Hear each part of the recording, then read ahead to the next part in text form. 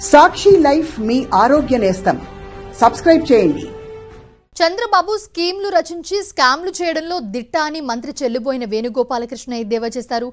ప్రతి స్కీమ్లో ఒక్క స్కామ్ దాగుందని కూడా విమర్శించారు ఆయన. సీఎం జగన్ ప్రజాధనాన్ని పరిరక్షించిన నాయకుడని చెల్లుబోయిన కొనియాడారు. చంద్రబాబు స్కామ్లు చేయడంతో శిక్షార్హుడిగా న్యాయస్థానం ముందు నిలబెట్టారన్నారు. చంద్రబాబు నాయుడు స్కాములు చేయటంలో స్కీములు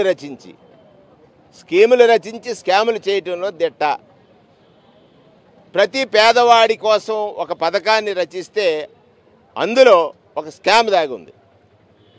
ఆ స్కాముల్లో బయటపడ్డాడు.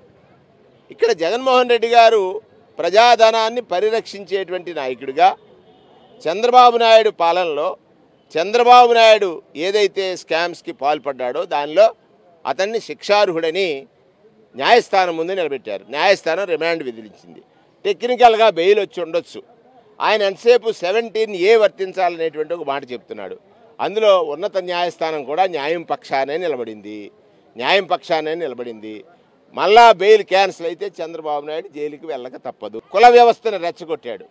ఏ కులాల చేత అయితే బడుగులు బలహీనులు ప్రత్యేకించి SC, ST, BC మైనారిటీలు అనగదొక్కబడ్డారు.